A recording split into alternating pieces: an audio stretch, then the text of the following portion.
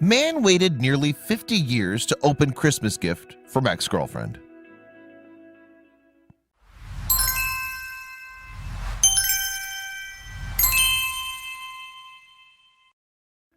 On the very same day that she broke up with him, she gave him a hand-wrapped gift meant for Christmas, which was just around the corner, and he vowed never to open it. Now, almost 50 years later, we'll find out the truth. Did he open it or not? He was a 17-year-old senior at George S. Henry Secondary School in Toronto, Canada, when he met and began dating his first serious girlfriend and first love. Her name was Vicki Allen. As with most high school romances, they were together for a long enough time for there to be some painful feelings when Vicki broke things off. The first cut really is the deepest. As young love often does, he made a vow to never open the hand-wrapped package, at least not until they got back together. He would open it then. But the two never did get back together, and so the package was slowly forgotten over the months until Christmas Day each year.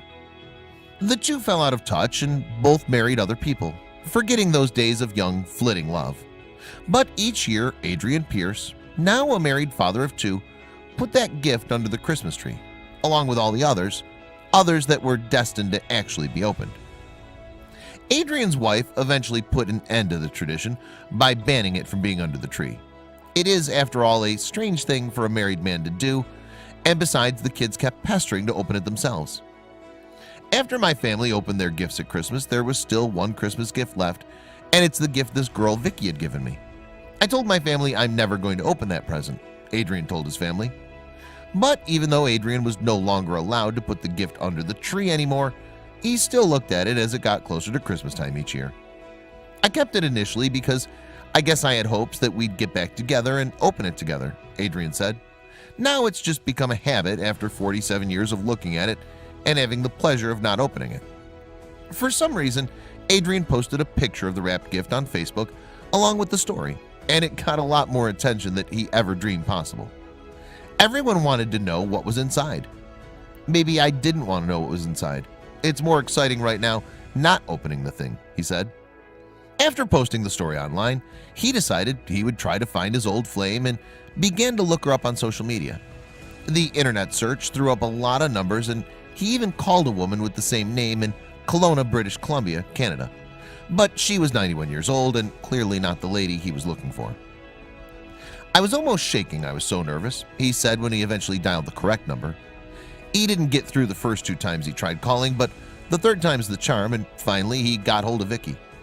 The two caught up over the phone and decided on an interesting way for the gift to finally be opened.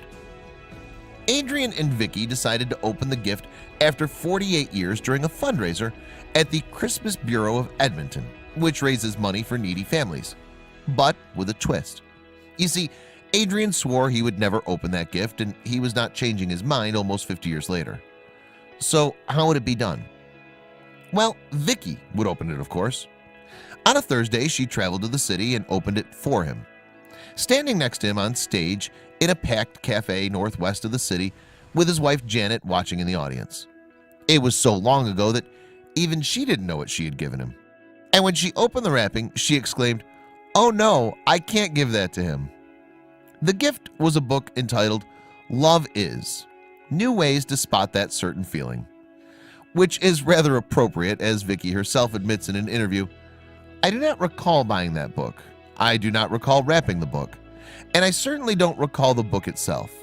In hindsight, it couldn't have been more inappropriate under the circumstances.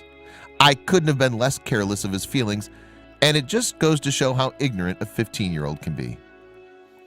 The reason why Victoria didn't want to give him the book was also discussed at the same interview.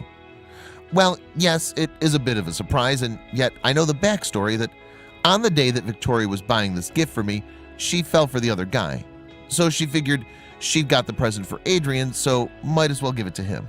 It turned out that while Vicki was shopping for Adrian's gift at the mall, she met another boy, and he kissed her on the spot. It wouldn't have been so bad, but I kissed him back, Victoria said. She said she knew Adrian would find out she'd betrayed him. She knew it was over between them. It was a very innocent relationship. We were in high school, Vicki explained about her relationship with Adrian. I didn't know he felt as intensely as he did. When Adrian was asked how he had finally found Vicky, he had a bit to say on the matter. It took quite a long time to establish a relationship again. I had to prove to her who I was, and she had to prove to me that she was who she said she was. And there was a simple way to do just that. There were 3 women who said they were her, and we had to check them out because I asked them very specific questions about something we might have done on a date. 2 of them didn't answer, this one did, and then we connected by telephone, and as soon as I heard her voice and her kind of mannerisms, I was pretty sure it was her. "Are you surprised that Adrian kept this present, putting it under the tree year after year?" asked a reporter. Surprised is a bit of an understatement. Shocked. When I first heard about it, I was astounded that anybody would hold a grudge that long, or possibly remember me that long, or even be able to stand the temptation that long. He's since written a book about the whole experience, and his wife and Alan contributed chapters. "I think it's absolutely fantastic that we're friends. My wife is friends with Vicky," Adrian told the crowd. "We're in a fantastic place where all you can feel is love." But now many people wonder, just how does his wife really feel?